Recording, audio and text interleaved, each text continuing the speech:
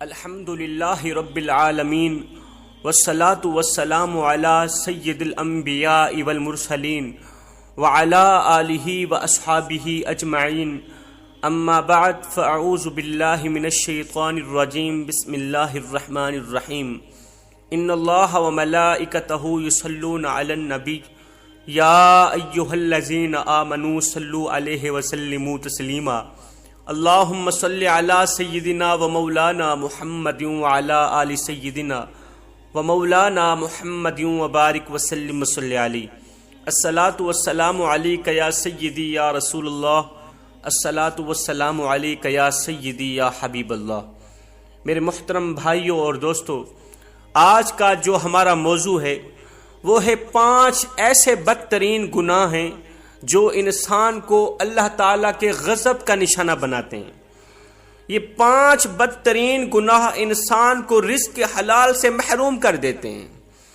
ان 5 گناہوں کی نحوست کا جو سب سے بڑا مین نقصان ہے وہ یہ ہے کہ انسان کی کوئی بھی دعا قبول نہیں ہوتی۔ اللہ تعالیٰ دعا قبول نہیں کرتا، رد کر دیتا ہے۔ فرمایا اگر تم چاہتے ہو کہ تمہاری ہر ایک دعا قبول ہو، اگر تم چاہتے ہو کہ تم مالا مال بن جاؤ، زندگی میں کبھی بھی غریب نہ ہو، فرمایا اگر تم چاہتے ہو کہ اللہ تعالیٰ کا تم پر خاص کرم برقرار رہے، تم اللہ تعالیٰ کی رحمت کی آغوش میں رہو، اللہ تعالیٰ کی رحمت تم پر ہر وقت ہر گھڑی برستی ہی رہے، فرمایا ان 5 گناہوں سے دوری اختیار کرنا، ان 5 گناہوں سے سخت نفرت کرنا۔ آخر وہ 5 گناہ ہیں کون کون سے؟ حضرت سیدنا علی المرتضیٰ شیر خدا کرم اللہ وجہ الکریم کے پاس ایک شخص آیا، کہنے لگا حضرت دنیا میں کچھ لوگ ایسے ہوتے ہیں جو پیدا ہوئے تھے تو امیر تھے، مرتے دم تک بھی وہ امیر رہے، ان سے کبھی بھی رزق ختم نہیں ہوا، لیکن دنیا میں کچھ لوگ ایسے بھی ہیں تو تھوڑے وقت کے لیے امیر رہتے ہیں، تھوڑے وقت کے لیے رزق سے مالا مال رہتے ہیں، لیکن پھر غریب تر غریب بن جاتے ہیں، رزق ان سے چھین لیا جاتا ہے۔ حضرت مجھے بتایا جائے کہ وہ کون سے ایسے بدترین گناہ ہیں جو انسان کو رزق سے محروم کر دیتے ہیں، رزق مٹا دیتے ہیں، ختم کر دیتے ہیں۔ حضرت علی رضی اللہ تعالی عنہ نے فرمایا اے انسان، 5 بدترین گناہ ایسے ہیں جو انسان کا رزق ختم کر دیتے ہیں۔ پوچھا گیا حضرت وہ 5 بدترین گناہ ہیں کون کون سے؟ فرمایا نمبر 1 سود کھانا۔ سود کھانا۔ رسول اللہ صلی اللہ علیہ وسلم کے پاس حضرت جبریل علیہ السلام حاضر ہوئے۔ یا رسول اللہ، اللہ فرماتا ہے جو لوگ سود کا کاروبار کرتے ہیں، جو لوگ سود کھاتے اور دیتے ہیں، جو لوگ ضرورت مندوں کو، مجبوروں کو 1 روپیہ دے کر 2 روپے وصول کرتے ہیں، ایسے لوگ قیامت کے دن ان لوگوں کی طرح قبروں سے اٹھائے جائیں گے جن کے چہرے مسخ کر دیے جائیں گے، ان کے چہرے بھی مسخ کر دیے جائیں گے جو دنیا میں سود کا کاروبار کرتے ہیں، ضرورت مندوں کو، مجبور لوگوں کو 1 روپیہ دے کر 2 روپے وصول کرنے والے لوگ قیامت کے دن اس حال میں اٹھیں گے کہ ان کے چہرے مسخ کر دیے جائیں گے۔ میرے نبی نے فرمایا لوگو، کیا تم میں سے کوئی اپنی ماں کے ساتھ گناہ کرنا پسند کرتا ہے؟ لوگوں نے کہا ہرگز نہیں آقا، ہمیں اس گناہ سے سخت نفرت ہے۔ فرمایا سنو، اپنی سگی ماں کے ساتھ گناہ کرنے کا اتنا گناہ نہیں جتنا سود کھانے کا ہے۔ تم سود کیوں کھاتے ہو؟ رزق ختم کرنے کی جو مین وجہ ہے وہ ہے سود کھانا۔ حضرت شیخ سعدی رحمت اللہ تعالی علیہ فرماتے ہیں میں ایک نئے مکان کی تلاش میں تھا، میں ایک نیا مکان خریدنا چاہتا تھا کہ ایک سود خور شرابی میرے پاس آیا، کہنے لگا حضرت یہ جو مکان ہے نا بڑا ہی نرالا خوبصورت عالی شان مکان ہے، یہی آپ خرید لیں، میں بھی اسی محلے کا رہائشی ہوں، میں آپ کا ہمسایہ بن جاؤں گا، آپ نہ تو کسی سے پوچھیں نہ کسی سے مشورہ لیں، یہی مکان خرید لیں، یہ مکان بہت ہی عمدہ ہے، اس میں کوئی بھی عیب نہیں، اس میں کوئی بھی عیب نہیں ہے۔ حضرت نے فرمایا او نادان، اس سے بڑا عیب بھلا کون سا ہو سکتا ہے کہ تو میرا ہمسایہ بن جائے گا، تو میرا پڑوسی بن جائے گا،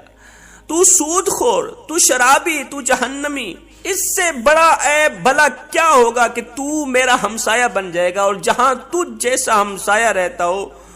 وہ مکان مجھے مفت میں بھی ملے تو بھی مہنگا ہے، اور ہاں تیرے مرنے کے بعد اس مکان کی قیمت 10 گنا اور زیادہ بڑھ جائے گی۔ حضرت علی نے فرمایا دوسرا گناہ کسی نیک متقی عورت پر تہمت لگانا۔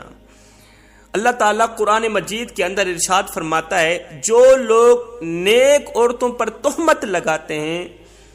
وہ عورتیں جو ہر وقت میری رحمت کی آغوش میں رہتی ہیں، جن پر ہر وقت ہر گھڑی رحمت کی بارش برستی رہتی ہیں، جو نمازی ہیں، قرآن پڑھتی ہیں، تہجد گزار ہیں، باپردہ ہیں، نیک متقی پرہیزگار عورتیں، جو لوگ ایسی عورتوں پر تہمت لگاتے ہیں، مجھے قسم ہے اپنی عزت اور جاہ و جلال کی، میں اس وقت تک ان لوگوں کو معاف نہیں کروں گا، ہرگز نہیں کروں گا جب تک وہ نیک عورت انہیں معاف نہیں کرے گی جن پر انہوں نے تہمت لگائی تھی۔ جس طرح ایک ماں اپنی لاڈلی اولاد کے خلاف ایک حرف بھی سننا پسند نہیں کرتی، سیم اسی طرح اللہ تعالیٰ بھی اپنے نیک بندے کے خلاف ایک حرف بھی سننا پسند نہیں کرتا۔ حضرت سیدنا عیسیٰ علیہ نبینا علیہ الصلاۃ والسلام کے پاس ایک بڑھیا عمر رسیدہ خاتون آئی، کہنے لگی حضرت میں کافی دور سے آئی ہوں، میرا ایک شوہر تھا جس سے میں بڑی محبت کیا کرتی تھی، بڑا پیار کیا کرتی تھی، آج سے 30 سال پہلے میرا شوہر فوت ہو گیا، اس کا انتقال ہو گیا، اب روزانہ میرے خواب میں آ کے کہتا ہے ایک بار آ کے قبر کھودو، میرا چہرہ تو دیکھو۔ 30 سال پہلے مرنے والا میرا شوہر جس سے میں دل و جان سے محبت کیا کرتی تھی، وہ روزانہ میرے خواب میں آ کے کہتا ہے ایک بار آ کے میری قبر کھودو، میرا چہرہ تو دیکھو۔ حضرت میں کافی دور سے آپ کے پاس چل کر آئی ہوں۔ حضرت عیسیٰ علیہ الصلاۃ والسلام نے فرمایا آؤ چلتے ہیں تیرے شوہر کی قبر پر۔ قبرستان چلے گئے، حضرت نے پوچھا بتا تیرے شوہر کی کون سی قبر ہے؟ کہا یہ قبر ہے۔ حضرت عیسیٰ علیہ السلام نے دونوں ہاتھ اٹھائے، تھوڑی دیر کے لیے روتے رہے، دعا بھی کرتے رہے۔ خشیت الہی کے بعد، دعا کرنے کے بعد حضرت نے قبر کی طرف اشارہ کرتے ہوئے کہا اے قبر کے اندر سونے والے اللہ کے حکم سے کھڑا ہو جا، اے قبر کے اندر سونے والے اللہ کے حکم سے کھڑا ہو جا۔ ایک دم قبر پھٹی، اس کے اندر سے ایک ایسا انسان کھڑا ہوا جسے دیکھ کر اس بوڑھیا نے ایک چیخ ماری، زوردار چیخ ماری، زمین پر گری بے ہوش ہوگی۔ اس صورت کا ایک انسان کھڑا ہوا کہ اس کا بدن تو انسانی تھا مگر اس کا چہرہ مسخ کر دیا گیا تھا، اس کی صورت مسخ کر دی گئی تھی۔ وہ عورت بڑھیا بے ہوش ہو گئی۔ تھوڑی دیر بعد جب اسے ہوش آئی تو حضرت عیسیٰ علیہ السلام نے اس شخص سے پوچھا جس کا چہرہ مسخ کر دیا گیا تھا، پوچھا او نادان تو دنیا میں کون سا ایسا گناہ کیا کرتا تھا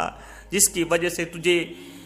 اتنی بڑی سزا ملی، اتنا بڑا عذاب ملا کہ تیرا چہرہ مسخ کر دیا گیا؟ اس نے کہا حضرت بس ایک عادت کی نحوست نے میرے چہرے کو مسخ کر دیا، ایک گناہ کی نحوست نے میرے چہرے کو مسخ کر دیا۔ کون سی عادت، کون سا گناہ تھا؟ کہتا ہے میں نیک عورتوں پر تہمت لگاتا تھا، نیک عورتوں پر لگائی گئی تہمت نے میرا چہرہ مسخ کر دیا۔ کل قیامت کے دن بھی میں ان لوگوں کے ساتھ اٹھایا جاؤں گا جن کے چہرے مسخ کر دیے گئے۔ حضرت علی رضی اللہ تعالیٰ عنہ فرماتے ہیں تیسرا گناہ اللہ کے ساتھ کسی کو شریک ٹھہرانا، اللہ کے ساتھ کسی کو شریک ٹھہرانا، شرک کرنا۔ میرے نبی نے فرمایا صحابہ مر جانا، مٹ جانا، ٹکڑے ٹکڑے ہو جانا، پاش پاش ہو جانا، شرک نہ کرنا۔ قیامت کے دن اللہ تعالیٰ اگر چاہے تو زمین و آسمان کے برابر جتنے گناہ کرنے والے لوگوں کو بخش سکتا ہے، مغفرت کر دے گا اگر اللہ تعالیٰ چاہے تو۔ زمین و آسمان کے برابر جتنے گناہ کرنے والے گنہگاروں کو اللہ تعالیٰ اگر چاہے تو بخش دے گا، مگر سنو شرک کرنے والے کو اللہ تعالیٰ کبھی بھی نہیں بخشے گا، مشرک انسان کبھی بھی نہیں بخشا جائے گا۔ حضرت علی رضی اللہ تعالیٰ عنہ فرماتے ہیں چوتھا گناہ کسی پر جادو کرنا، اس سوچ کی بنیاد پر کہ یہ زندگی میں خوش کیوں ہے، کسی کی خوشیوں کا جنازہ نکالنے کے لیے، کسی کا جینا حرام کرنے کے لیے اس پر جادو کرنا، اس کی خوشیوں کا جنازہ نکلوانے کے لیے، اس کا رزق ختم کروانے کے لیے جو شخص جادو کرتا ہے، فرمایا ایسا شخص دائرہ اسلام سے خارج ہو گیا جس نے کسی پر جادو کیا۔ جب وہ مرے گا ایمان کی حالت میں نہیں مرے گا، مسلم بن کر نہیں مرے گا، جب وہ مرے گا روح نکلنے سے پہلے پہلے شیطان آئے گا، کہے گا بیٹے میں تیرا باپ ہوں، اس کے باپ کے روپ میں آئے گا، باپ کی شکل میں آئے گا، بیٹے میں تیرا باپ ہوں، دیکھ تیرے دادا یہودی بن کر مرے، تیرے پردادا یہودی بن کر مرے، بیٹے تو مسلمان بن کر کیوں مر رہا ہے، کیوں جا رہا ہے، تو بھی یہودی مذہب قبول کر کے مر، تو بھی یہودی مذہب لے کے جا۔ الغرض یہ شیطان کی باتوں میں آ کر یہودی مذہب قبول کر کے اس دنیا سے دفع ہو جاتا ہے۔ حضرت علی فرماتے ہیں 5واں گناہ جو سب سے بڑا گناہ ہے، جو اللہ تعالیٰ کو بہت ہی ناپسندیدہ ہے، وہ ہے کسی کو دکھ دینا، کسی کو تکلیف دینا، کسی کا جینا حرام کرنا ہے، کسی کو دکھ دے کر، کسی کو غم دے کر، کسی کو درد دے کر، کسی کا جینا حرام کر کے،